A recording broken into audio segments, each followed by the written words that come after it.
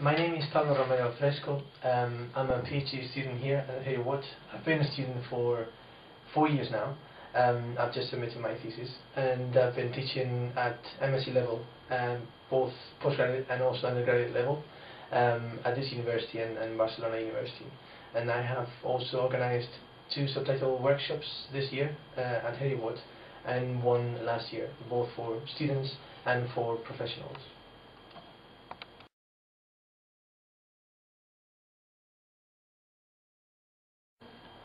Subtitling is important nowadays, especially because of the EU legislation that has recently been passed, whereby every single European Union country has to subtitle all their programs into the same language, for the deaf, for example, by 2010. This is because there's a total of about 83 million people who are considered to be hard of hearing or deaf, for example, and who will be needing subtitles, these kind of subtitles.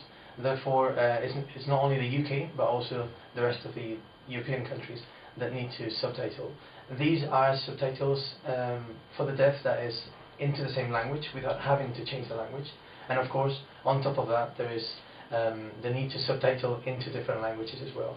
Therefore, there's a growing market that needs to be covered by professionals, hence the importance of this discipline. When talking about subtitling into a different language, obviously series, films, documentaries need to be subtitled, and if we deal with subtitling into the same language, then basically everything that's shown on TV has to be subtitled, including news, for example, or popular programs like Big Brother. They all need to be subtitled nowadays.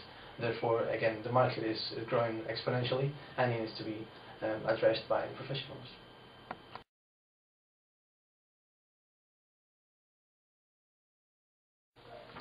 As for the skills that are required for subtitling, again, it depends on whether we're subtitling into a different language or into the same language, but I would say that either way you need language skills in general. If it's into a different language, obviously you need to know, you need to have a proper command of the second language. Usually subtitlers subtitle into their own mother tongue, in the same way that you would do it if you were a translator. As for intralingual subtitles, that is into the same language, subtitlers are still required to have excellent grammar knowledge, for example, and spelling skills as well, which are very important.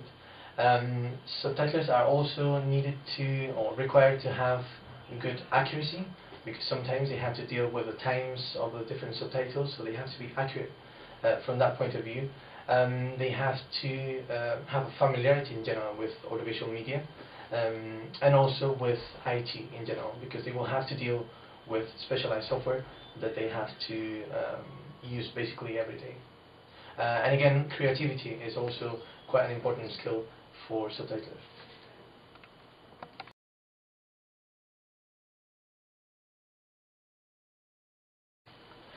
As for the workshops that we have organized here, mainly they were hands-on courses. Therefore, after a brief theoretical introduction, which is needed because students or professionals need to find out what's lying behind, so to speak, subtitling, then we just move on straight away to the practice of subtitling. We use a software that is called Subtitle Workshop, which is very user-friendly. It's quite easy to use. It's used nowadays by most freelance professionals. And the interesting thing about this is that it is a free software. Therefore, what we do in the workshop is try and give students or professionals a great deal of information that they can then afterwards use at home. They can download the software for free and play around with it and try and put into practice all they have learned during the workshop. I'd say that the response has been really positive so far. After the actual course, students are still in touch with me so that I can email them more information or perhaps mark their subtitling, and the feedback has been fantastic. I think that's because students have actually seen the actual practical use of the work, and the fact that this is the type of translation that really reaches out to people, and it's in a way combining both audiovisual media and languages in one, and that's probably what's so appealing to them.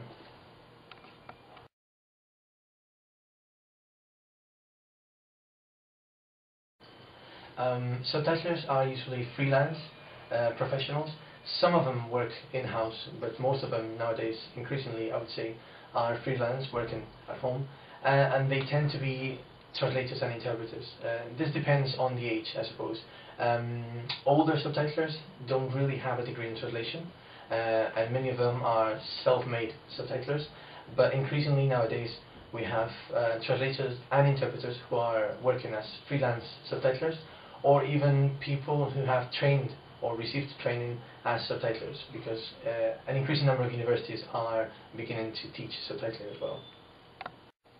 As for the professional field, I suppose the way to go about looking for a job as a subtitler would be to contact companies such as, for example, SDI or Subtitler, many of them based in the United States, but because most subtitlers work from home as a freelance, that is absolutely no problem.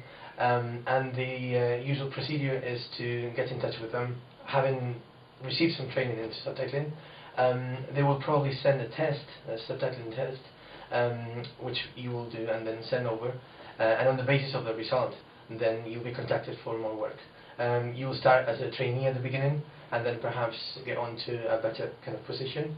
And the job conditions, the salary, I suppose, are similar to a freelance translator, as opposed to an interpreter perhaps.